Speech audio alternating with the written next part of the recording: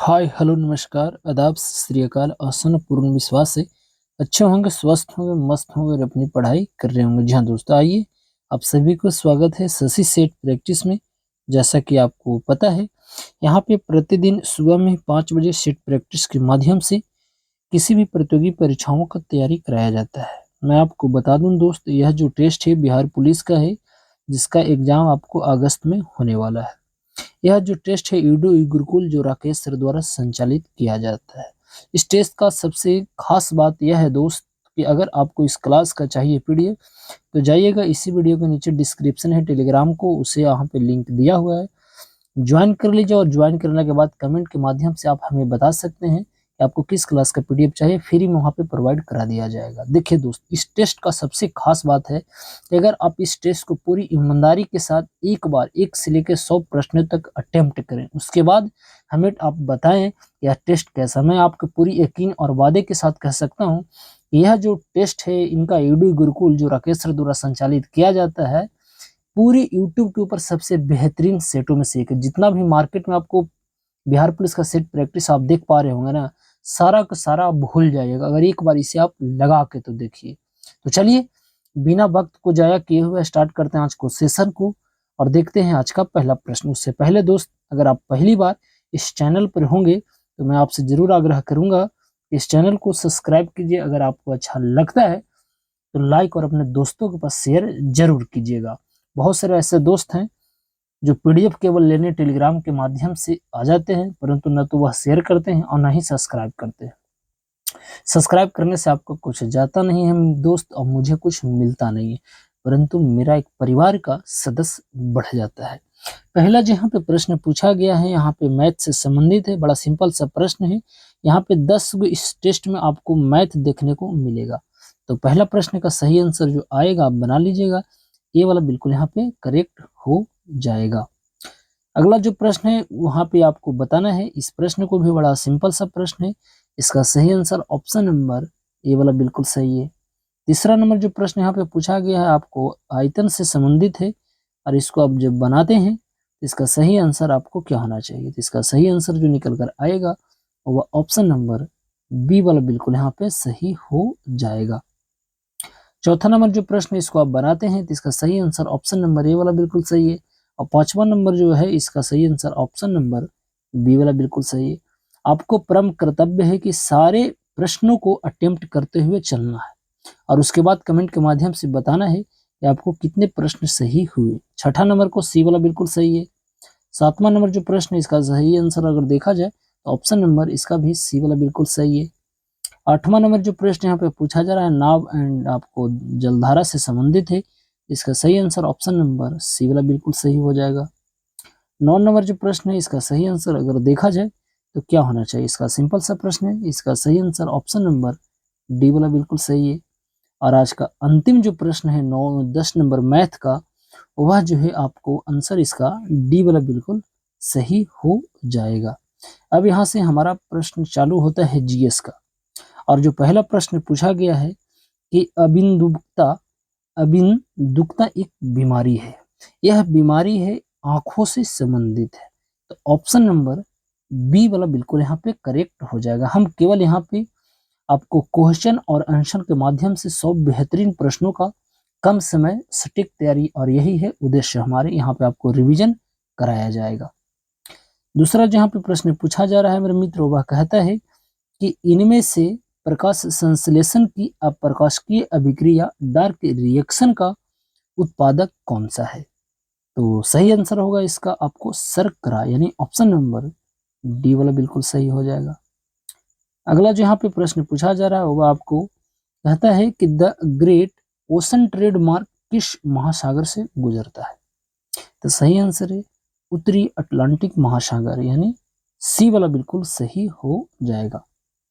लांबा जनजाति निम्नलिखित में से किस राज्य में आपको देखने को मिलेगा। तो सही आंसर है हिमाचल प्रदेश, यानी ये वाला बिल्कुल करेक्ट हो जाएगा। अगला है कि भारतीय संविधान में इनमें से किसका सर्वाधिक ऋणी है, यानी भारतीय संविधान इनमें से निम्नलिखित में से सर्वाधिक ऋणी किसका है। तो सन 1935 का भारत शासन अधिनियम इसी का ऋणी। आपको पता है कि भारत का लिखित सबसे बड़ा संविधान है, और अगर पूछा जाए कि सबसे पहले संविधान किस देश में आया था, तो अमेरिका ने आया था। आपको पता है कि भारत का जो संविधान है बनाने में 2 साल 11 महीना 18 दिन लगभग लग गया था। आप इसे जरूर याद रखिएगा। अगला जो प्रश्न है कि ब्रिटिश संसद का सदस्य बनने वाला पहला भारतीय कौन था? बड़ा सिंपल सा प्रश्न है, दादा भाई नारोजी, यानी सी बिल्कुल यहाँ पे सही है जाएगा। अगला जो प्रश्न है कि बारिंद्र कुमार घोष के क्रियाकलापों ने एक गुप्त क्रांतिकारी संगठन को बंगाल में जन्म दिया था। वह आपको किसको दिया था? तो उसका दिया था जिसका नाम था अनुशीलन समिति, यानी ये वाला बिल्कुल करेक्ट हो जाएगा। कहता है सन 1930 के दशक में बिहार के कृषक का मतलब कृषि से संबंधित आंदोलन के नेता कौन थे? तो सही आंसर होगा Swami Sahajanand. Option number B बिल्कुल सही। किसान दिवस कब मनाया जाता है? तो 23 दिसंबर को किसान दिवस मनाया जाता है, चौधरी चरण सिंह के जन्म दिवस पर। अभी पता है कि 2024 में चौधरी चरण सिंह को भारत रत्न देने का भी आपको घोषणा कर दिया गया है। अगला है कि प्रस्तावना क्या है? तो देखिए, प्रस्तावना जो है संविधान का एक भाग है, और यह जो कहा गया था आपको भी पता होगा केशवानंद भारती में कहा गया था। तो ये वाला बिल्कुल करेक्ट हो जाएगा। अगला नंबर जहाँ पे प्रश्न पूछा गया है वह आपको 20 नंबर प्रश्न है, और मैं इसे थोड़ा सा बड़ा करता हूँ। कहता है कि भारतीय संविधान में 9वीं अनुसूची जोड़ा गया था। आपको पता है कि प्रथम संविधान संशोधन आपको 1951 में आपको देखने को मिलेगा, जो भूमि सुधार से संबंधित है, और इसी के तहत 9वीं अनुसूची को जोड़ा गया था। तो प्रथम संविधान संशोधन हो जाएगा, यानी 20 का यहाँ पे देखा जाए तो ये वाला बिल्कुल सही है। आपको पता है कि मूल संविधान में 8 आपको अनुसूचियां थी, वर्तमान में कितना है? तो 12 अनुसूची आपको देखने को मिलेगा। अगला जो यहाँ पे प्रश्न पूछा जा रहा है कि रानीखेत एक बीमारी है, वह आपको किससे संबंधित रखता है? तो सही आंसर है मुर्गी। ऑप्शन नंबर बी वाला बिल्कुल यहाँ पे करेक्ट हो जाएगा। अगला जो प्रश्न यहाँ पे पूछा जा रहा है कि अलाउद्दीन खिलजी ने अपने सैनिकों के लिए सिरी नामक एक नया गैरिसन शहर बनवाया था, वह किस जगह पर था? तो वह जो बनवाया गया था उसका दिल्ली में आपको देखने को मिला था। तो डी वाला बिल्कुल यहाँ पे करेक्ट हो जाएगा। अगला जो प्रश्न है कि 1526 में दिल्ली के सुल्तान इब्राहिम लोदी एवं बाबर के बीच हुए पानीपत के युद्ध के बाद बाबर ने कौन से क्षेत्र पर अपना कब्जा किया था? आपको पता है कि पानीपत का प्रथम लड़ाई 1526 में ही हुआ था, और वह जो है आपको कब्जा कर लिया गया था दिल्ली एवं आगरा पर। तो बी वाला बिल्कुल सही हो जाएगा। अगला है कि डीएनए का कौन सा भाग प्रोटीन की सूचना देता है? तो यह जो देता है वह आपको जीन देता है, तो डी इसका सही हो जाएगा। अगला जो यहाँ पे प्रश्न पूछा जा रहा है कि भारत के उपराष्ट्रपति को पदच्युत करने संबंधी प्रस्तावित किया जा सकता है। तो आपको पता होगा कि भारत का एक उपराष्ट्रपति होता है जो राज्यसभा का सभापति होता है, और यह बात लिखी हुई है आर्टिकल 64 में, और उपसभापति के ही रूप में वाइस प्रेसिडेंट का जो वेतन भत्ता होता है वह भी दिया जाता है। तो इस तरह से देखा जाए तो प्रस्ताव केवल राज्यसभा में लाया जा सकता है, जिसे हम आपको अपर हाउस बोलते हैं। तो इसे भी आप जरूर याद रखिएगा। और राज्यसभा सदस्य बनने के लिए आपको उम्र सीमा कितना चाहिए? तो 30 वर्ष चाहिए। तो आप इस चीज को भी जरूर याद रखिएगा। अगला है कि फंगस किस प्रकार का जीव है? तो यह मृत जीवी हो जाएगा, ये वाला बिल्कुल सही है। मादा चिड़िया के सेक्स क्रोमोसोम को निम्नलिखित में से किससे प्रदर्शित करते हैं?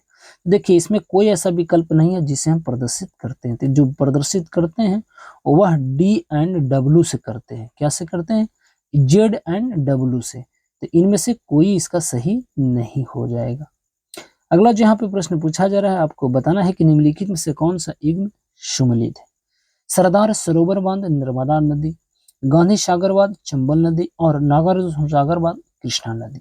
परंतु जो प्रश्न इस प्रश्न का जो सही नहीं है, तिलैया बांध जो है वह आपको कोनार नदी नहीं होगा, बल्कि यह जो है बराक नदी पर हो जाएगा, बराकर नदी पर देखने को मिलेगा। इसका सही जो आंसर था जो है ये आपको गलत है, बी, और बी ही इसका सही आंसर हो जाएगा।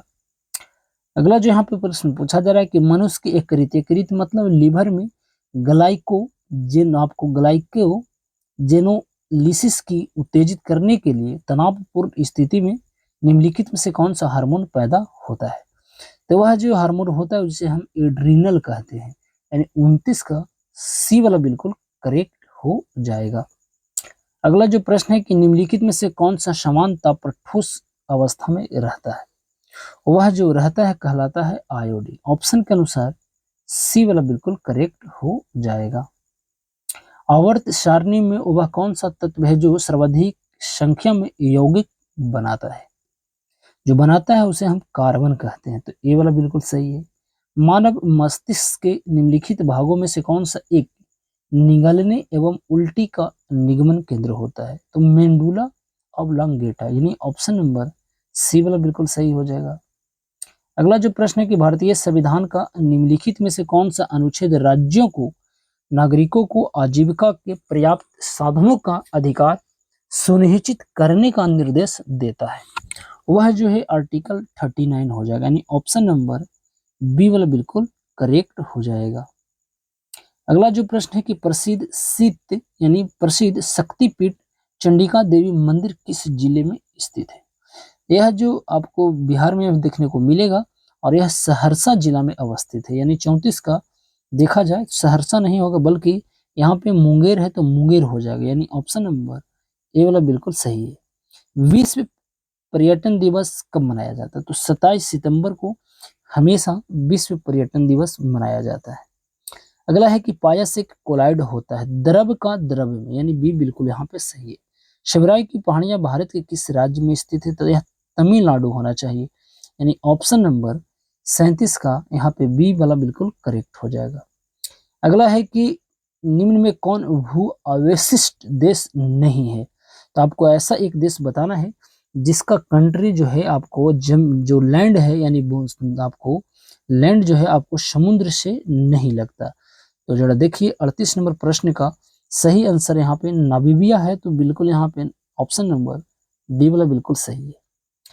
अगला जो प्रश्न है कि पूरी इस जगन्नाथ का मंदिर जो है निर्माण किसने करवाया था? यह आपको उड़ीसा में देखने को मिलेगा और जिसका निर्माण आपको चोंडगंग ने करवाया गया था, यानी 39 का देखा जाए तो सी वाला बिल्कुल सही है।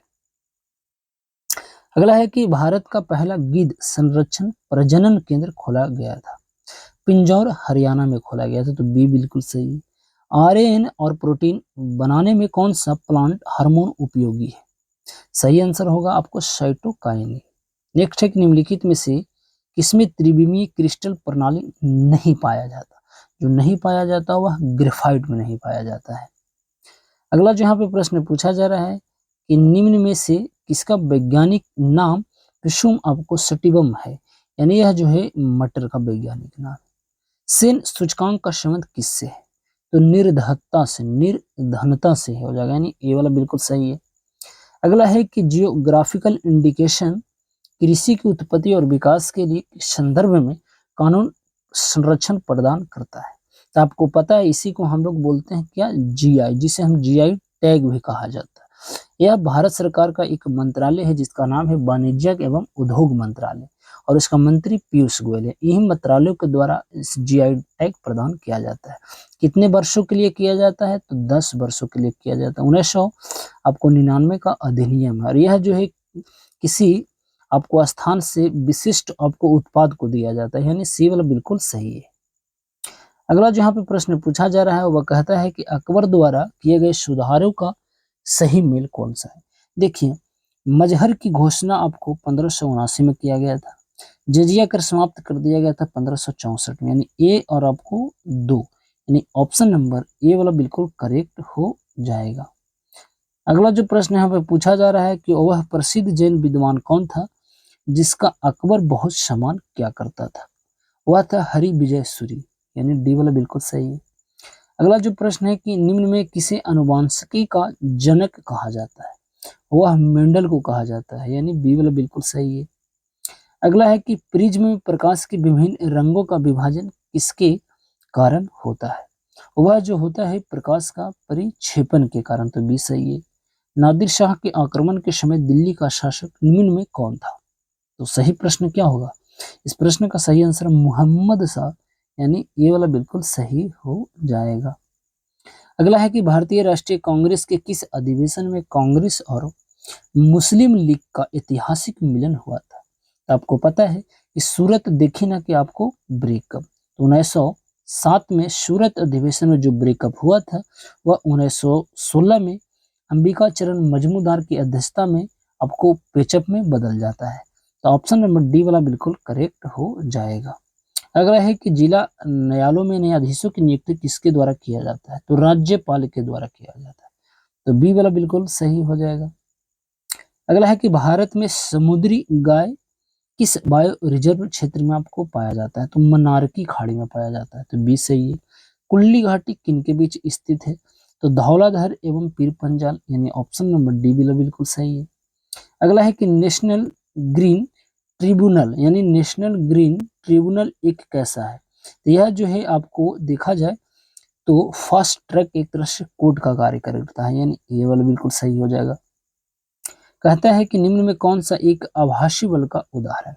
जो आभासी बल का उदाहरण है मित्र उसे हम कहते हैं अपकेंद्रीय बल। तो ये वाला बिल्कुल सही है। 56 के बाद आएगा हमारा प्रश्न संख्या 57 और 57 नंबर जो यहाँ पे प्रश्न पूछा जा रहा है वो आपको कहता है कि डायलिसिस की विधि निम्नलिखित में से किसके सक्रिय अक्रिय हो जाने की स्थिति में प्रयोग आपको मिलाई जाती है? तो यहाँ पे बिक मतलब किडनी, यानी बी वाला बिल्कुल सही हो जाना चाहिए। अगला जो प्रश्न है कि किसी उपनिषद में सभी आश्रमों का उल्लेख मिलता है, तो वह है आपको जाबलोपनिषद, यानी ऑप्शन नंबर डी वाला बिल्कुल सही है। पूर्वी तटीय मैदान का एक अन्य नाम है तो उसे हम कोरोमंडल तट कहते हैं, यानी बी वाला बिल्कुल सही हो जाएगा। साठे के दक्षिण भारत की सबसे ऊंची चोटी जिसे हम अनय मुंडी किस पहाड़ी पर स्थित है? तो अनाई मणि की पहाड़ी पर, यानी सी इसका सही हो जाएगा। नेक्स्ट है कि किसी पदार्थ का उपचयन होता है यदि उसमें आपको ऑक्सीजन की कमी हो, यानी सी वाला बिल्कुल सही होना चाहिए। कमी होना चाहिए या वृद्धि? तो वृद्धि होना चाहिए, ऑक्सीजन की वृद्धि, यानी ए वाला बिल्कुल सही है। अगला जो प्रश्न है कि ऐहोल अभिलेख का संबंध किस शासक से है? तो ऐहोल अभिलेख का संबंध पुलकेशिन द्वितीय से, यानी सी वाला बिल्कुल सही है। नेक्स्ट है कि बलवा भार्याचार्य प्रवर्तक थे। यह जो प्रवर्तक थे वह आपको द्वैतवाद का, यानी ऑप्शन नंबर सी वाला बिल्कुल सही है। नेक्स्ट है कि हेक्टर मुनरू संबंधित था, तो यह जो संबंधित था वह बक्सर के युद्ध से, तो सी इसका सही हो जाएगा। नेक्स्ट है कि दक्षिणी आल्प्स पर्वत किस देश में स्थित है? यह जो देखने को मिलेगा दोस्तों वह आपको न्यूजीलैंड में देखने को मिलेगा, यानी आपको बॉल वाला बिल्कुल सही हो जाएगा। नेक्स्ट है कि गेहूं किस कुल यानी फैमिली का उदाहरण है? तो गेहूं जो हो जाएगा ना उसे अगर देखा जाए तो ग्रामीणी फैमिली का उदाहरण हो जाएगा, यानी डी वाला बिल्कुल सही है। लोक सभा में गणपूर्ति या कोरम कुल सदस्य का कितना होता है? तो 1/10 भाग होता है, बी बिल्कुल सही हो जाएगा। अगला है कि सिक्किम भारत का 22वां राज्य बना था। सिक्किम भारत का 22वां राज्य तो बना था दोस्त, वो आपको पता है 36वां संविधान संशोधन के द्वारा। तो ऑप्शन नंबर डी वाला बिल्कुल सही है। क्षणिकवाद का प्रतिपादन किसने किया था? तो यह बौद्धों के द्वारा किया गया था। तो 69 का ये वाला बिल्कुल सही हो जाएगा। अगला है कि स्वराज कथा नामक पत्रिका का संपादक किसने किया था? बाल मुकुंद वाजपेयी साहब के द्वारा किया गया था। तो 70 का सी वाला बिल्कुल सही हो जाएगा। अगला जो यहाँ पे प्रश्न पूछा जा रहा है कि मुगल काल में मदद ए मास संबंधित था। तो यह जो संबंधित था मित्र आपको बताना है 71 का वह आपको राजस्व मुक्त अनुदान भूमि से, यानी ये वाला बिल्कुल सही है। नेक्स्ट यहाँ पे पूछा जा रहा है कि निम्नलिखित देशी राज्यों में से कौन यथावत समझौते का पक्षधर था? यानी 72 का देखा जाए तो ऑप्शन नंबर ए वाला बिल्कुल सही है, आपको हैदराबाद यहाँ पे बिल्कुल सही हो जाएगा। किस बादशाह के अंतर्गत मुगल सेना में सर्वाधिक हिंदू सेनापति थे? तो वह औरंगजेब, यानी ऑप्शन नंबर डी वाला बिल्कुल सही है।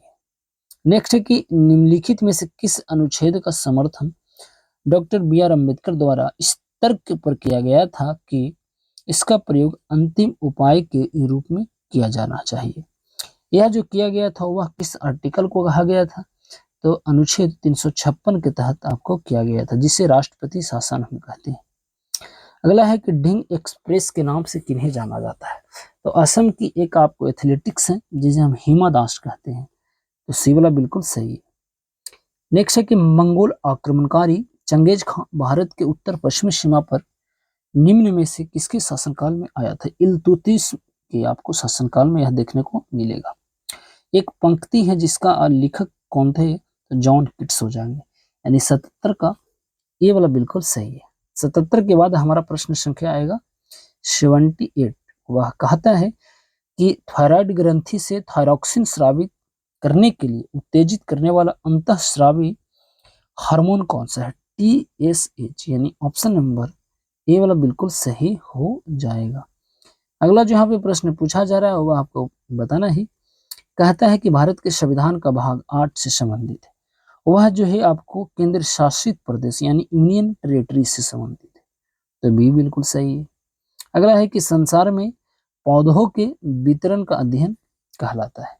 तो 80 नंबर प्रश्न का सही आंसर आपको देखा जाए तो ए वाला यानी फाइटोजियोग्राफी की यानी ए बिल्कुल सही है। भारत में जल संसाधनों का लगभग कितने प्रतिशत सिंचाई के लिए उपयोग में लिया जाता है।